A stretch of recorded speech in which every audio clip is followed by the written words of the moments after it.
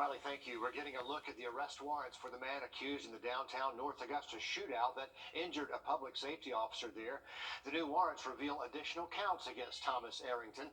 SLED warrants accuse him of assault and attempted murder, saying he tried to kill an officer. He's also facing new charges, including having a weapon as a felon and trafficking meth or cocaine. Arrington was initially booked in the Aiken County Jail on suspicion of assault and attempted murder. The pandemic putting emphasis on the importance of mental health, and while more people have been struggling, a group of organizations right here in the River region is making it their mission to help. Sloan O'Cone live in the studio with us now to give us a closer look at the Richmond County Suicide Prevention Coalition. Sloan, what's that about? Well, this is their Facebook page. Their timeline is full of uplifting graphics, events, and hotlines to call or text. A lot of these posts are just checking in and asking how you are really.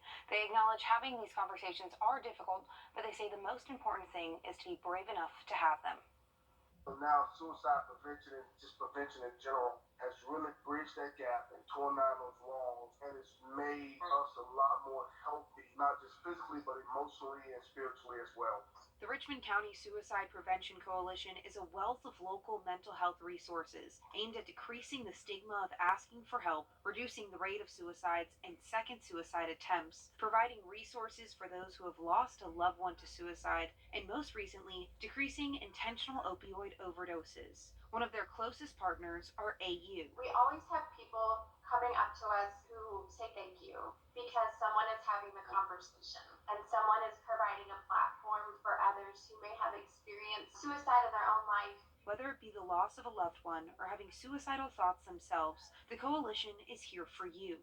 They started in 2019 once the Augusta Partnership of Children saw the impact suicide has on our community. Still working to make those connections, establish those rapports with these organizations so that we're able to sustain this coalition.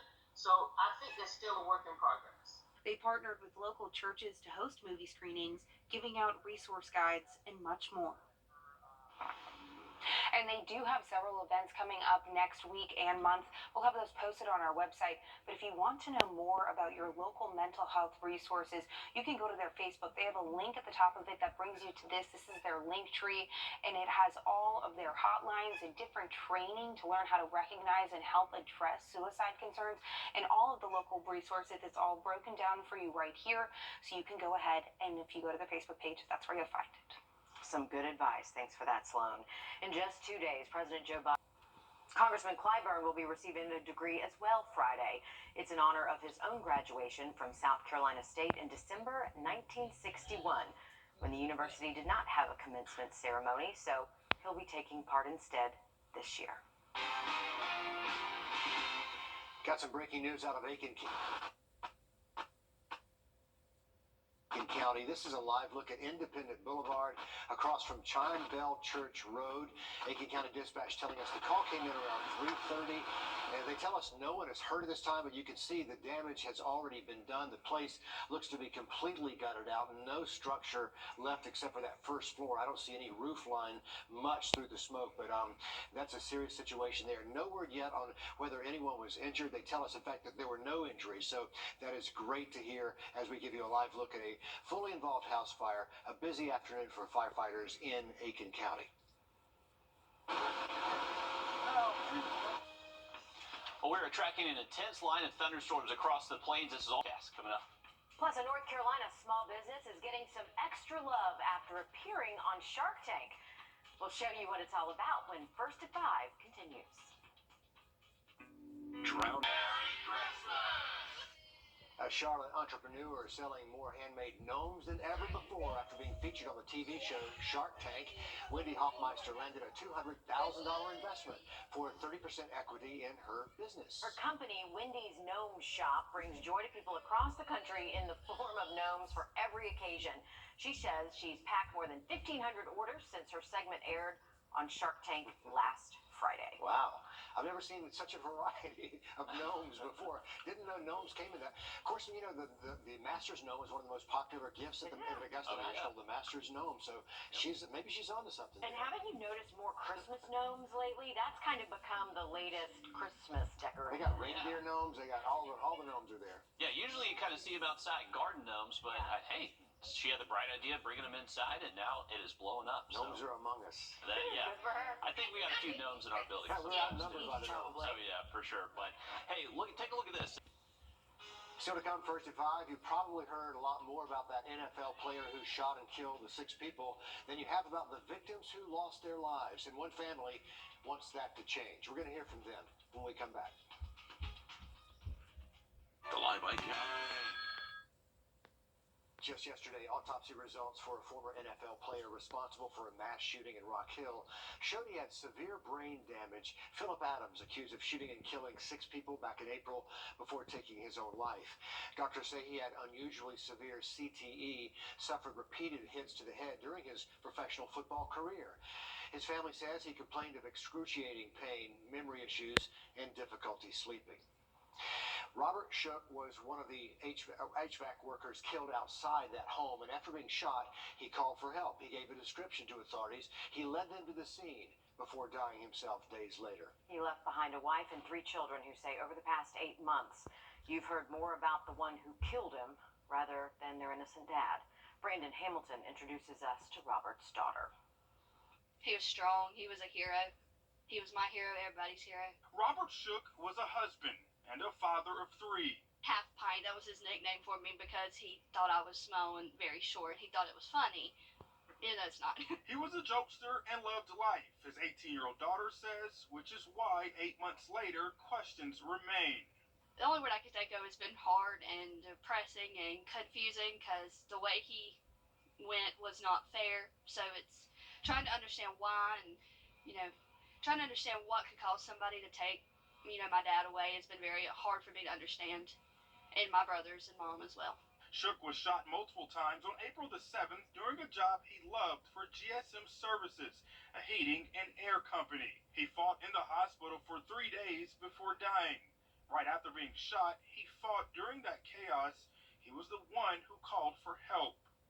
And I knew that was him. He wasn't the type to give up or, just stop. He was going to do everything he could to help the situation. Looking up and seeing her dad at her high school graduation, that didn't happen. Being able to call him for advice is impossible, but the memories they have, that was actually his real heartbeat. Like this TikTok video, are forever. I remember when I would go up there to the fishing lake with him and we just spend time together. That was like great memories I hold on with him. He was just a great person, and I think it's sad to see, what this situation has robbed the world of, such a great man and father. It's not fair. Oh, his daughter, such poise. She says even after the autopsy results, she doesn't know if they'll ever have closure because with each headline or each development for them, it is reliving this day, this nightmare all over again. Shifting gears now, check this out. We're going to give you an updated look inside the historic Charles Hammond House, a home that dates back to the Revolutionary War in South Carolina. In fact, it's right in North Augusta. Owner James O'Neill bought 17 ever since, while still he wants to use this as a rental and to host events and maybe even a location to shoot movies that date back to that era.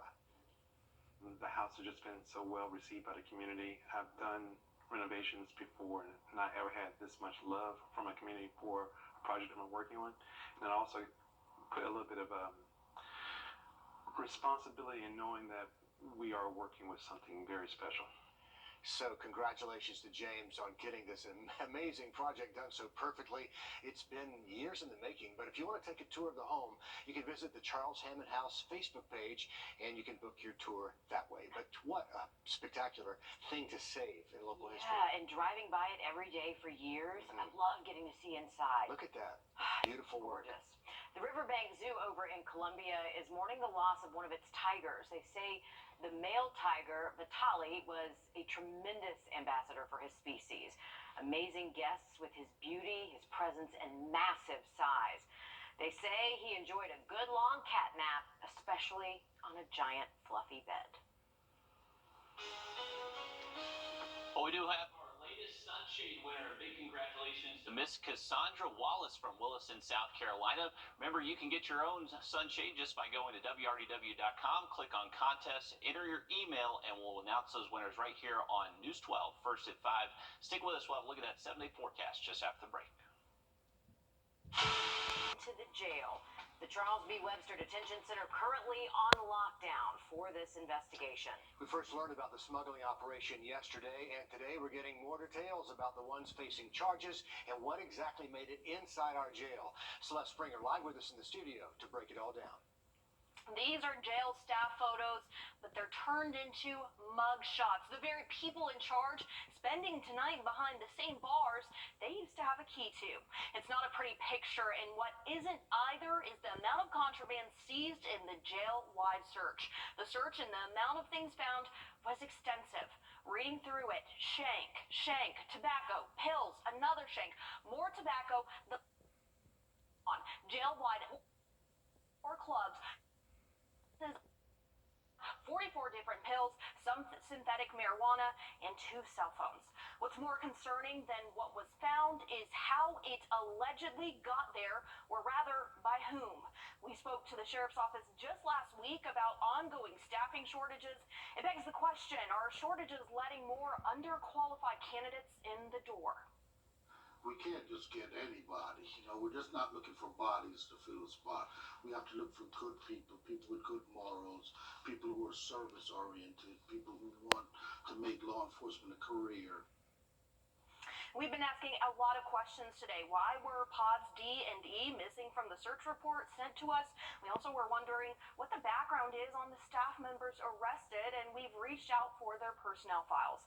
I've also been reaching out to outside associations to find out why this is a problem and how can jails fix it, if at all. Coming up at 6 o'clock, I'm working to get answers on that and more. A troubling turn of events at the local detention center. Celeste, thanks very much for that. Here's a live look out. Thanks a lot. Cleaning up all of this is going to be quite a process, and President Biden says the federal government will pay for 100% of Kentucky's tornado recovery for the first 30 days. He made that announcement after touring sites like this destroyed over the weekend. Here in the two-state, hundreds of miles away, Kentucky natives who were heading home for the holidays are rethinking their trips. As Adam Minster explains, they say it's more like a mission now. You can take the girl out of Kentucky, but you cannot take the Kentucky out of the girl. Almost 600 miles away from downtown Columbia, the destruction that hit Mayfield, Kentucky over the weekend hits close to home for some. Who can I contact? Is everybody okay? How can I help out? I'm hundreds of miles away, but my heart is still there, Courtney Diaz has been living in Columbia for 3.5 years, but still calls Mayfield home. She says the night of the tornado, her grandma was in a nursing and rehab facility that got completely destroyed. She was wet, but she was okay. However, the only thing that she was able to rescue was a picture frame of her dogs and her cell phone. Diaz says the city is close-knit and resilient, but will need help recovering. Of course, they're going to have help from their neighbors, from their friends, from their family. But are they going to be able to really receive the help that it would take for them to rebuild what they had? It's going to have to be a group effort, because even if your building gains electricity, even if your employees can come back to work, can they do their job? Do they have what they need to be able to do their job? A few blocks from where Diaz works, another Kentucky native has been frantically watching the news. It was harrowing because the cell service was so spotty. I have 3 cousins that I didn't hear from until Sunday. Terry Schubert is from a town about 15 minutes north of Mayfield, Kentucky. I have driven those streets my whole life, and I was looking at all of the aerial footage and the drone footage and the AP footage, and I couldn't reconcile one landmark. I couldn't get my bearings at all. And when she reached out to her community in South Carolina to help her friends and family back home in Kentucky, she was overwhelmed with the response. In the middle of our interview, an anonymous group pledged to donate more than $100,000 to help the people of Mayfield. What an awful time for this to happen, but that's when God shines the most. And remember, here at home, the Augusta Rotary Club is taking donations right now to help those victims in Kentucky. They need a lot. Non-perishable food, blankets, diapers, pet food, glasses, plates, silverware, clothing, and the Red Cross reminds you cash works as well. But they're going to be taking these donations through Friday at the KMO office downtown, driving them to Kentucky next weekend. So you can drop them off at KMO on Riddle Street from 8:30 in the morning until 4:30 in the afternoon. You can also help, as I said, by donating cash to the Red Cross. That offers a variety of lifelines when you offer cash. 5 people, including 2 children, were killed in a DeKalb County house fire early yesterday morning. 5 others made it out of the home with their lives. Today, we're hearing from the family of those killed. Octavia Cooper lost her daughter, 2 grandkids, and 2 of her brothers. My daughter called me. She made it out with her 2 kids. And my sister, they made it out. My sister is burning real bad. She's at Grady. The thing I was going to do is soak down a sheet to throw over me and put my gas mask on so I can get in there. You just heard from their neighbor. By the time he got outside, fire trucks had arrived. Their thoughts are now with this family, whom they describe as good people. A breaking news update for you out of Aiken County. Just coming into our newsroom, some really bad news about this place. We're learning an Aiken County house fire has now been ruled a fatal fire. That's according to investigators right there on the scene. 1 person inside did not make it out. The family also confirming there was a car crash nearby on Sandbar Ferry Road that's somehow related. The mother of the person inside the fire was in a wreck trying to get to the scene. This is a look at Independent Boulevard across from Chime Bell Church Road. Aiken County Dispatch tells us the call came in around 3:30. They're working to figure out exactly the cause of this now fatal house fire in Aiken County. The first 3 cases of the new Omicron says the 3 patients are experiencing mild symptoms so far. Georgia has also seen at least 2 cases of Omicron. New information today about a story we broke yesterday about a gun at Aiken High School. We learned today that gun was loaded. Aiken Public Safety released an incident report today that says they were called there about a 14-year-old boy cutting multiple classes. When he was called to the principal's office, he was asked if he had any contraband. That's when they say he pulled out a pocket knife. When police went through his bag, they say that's when they found the loaded handgun. The 14-year-old was arrested. Aiken County Schools hoping to put a lot of money to good use. In a call with the governor, Sippin' singing, front porch swinging at Doc's Porchside. From the station that's on your side, breaking news. Good evening. We begin with this breaking news. We're on the scene of a deadly house fire just outside New Ellington. This is on Independent Boulevard in Aiken County, right across from Chime Bell Church Road. And the captain on the scene telling us 1 person inside did not make it out. We're also learning there is a separate crash, a bad one, on Sandbar Ferry Road that's related to this fire. And this is horrible news to pass along. We're told the mother of the person in the fire crashed while trying to make it to the scene. There were injuries reported in that wreck, but we're still working to learn more. Crews are still trying to work to find out what sparked the fire in the first place, but we'll update you just as soon as we find out more about a deadly fire today in Aiken County. Also developing this evening, 4 Richmond County deputies out of a job accused of smuggling contraband to inmates. The Charles B. Webster Detention Center is on lockdown after an investigation found inmates with phones, tobacco, even shanks. And now 4 deputies not just fired, but facing charges. Here's News 12 Celeste Springer with a closer look. Jailers turned inmates. We don't know why those meant to protect and serve allegedly served up drugs and shanks to people behind bars instead. These are the faces allegedly behind the contraband. Personnel photos turned to mugshots. Gabriella Anthony, Hunter Piper, Jackie Campbell, and Daquan German, all charged with violating their oaths. Their roles and duties to protect and serve, all outlined here. To prevent crime and disorder, but they're accused of creating it. The sheriff's office did a massive search of the jail following the allegations. They found shank after shank after shank. Tobacco was probably the least concerning thing they found. Pills, synthetic marijuana, those made the list too. We received this Charles Webster handbook from a prior open records request to the GBI. In it, it details that each shift must search 2 cells every day in each unit. Searches are unannounced and irregular. And while the most recent jail-wide search uncovered a treasure trove of drugs and weapons, what's more concerning is how they allegedly got there. Just last week, we spoke to the sheriff's office about difficulties with staffing. Here's what they had to say. We're actually down 130 personnel. We have 750 normally in the agency, so we're down 130, the majority of which is in our jail. Good staff, hard to find. Law-abiding, the bare minimum. All 4 deputies who stand accused are relatively new, all of them hired in the last 3 years. We lose a lot of people. We bring in people, but as soon as we bring in people, we lose people. So you got to think to yourself, why are we losing these people? And we were given a huge report today of all the contraband they found in their search. For whatever reason, pods D and E were not included. We've asked why, and we've also asked for the personnel reports of those deputies.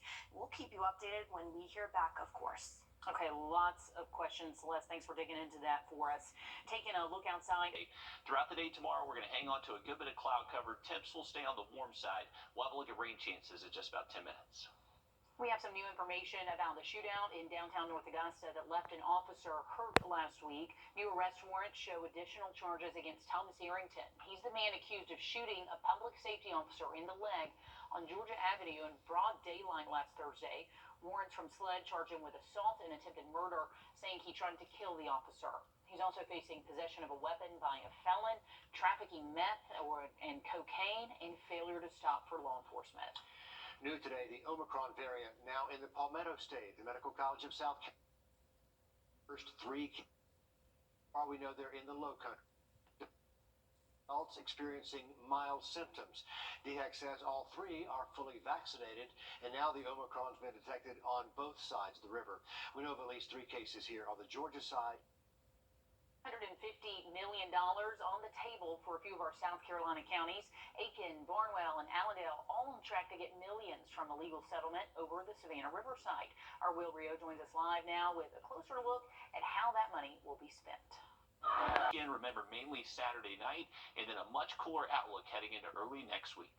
Riley, thanks so much. You know, nobody deserves to be alone for the holidays, and that's why Augusta Animal Services is asking you to open your home to faces like these. It's called Home for the Holidays, and the shelter's looking for families who can take a dog or a cat home just for a few days. And at the end, of course, it's your choice to bring the pet back or adopt it.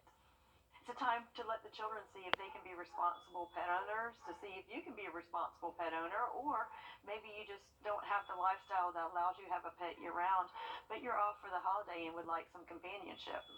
Sure, a great trial run, and if you're interested, you can pick up a pet on the 18th or again on the 19th.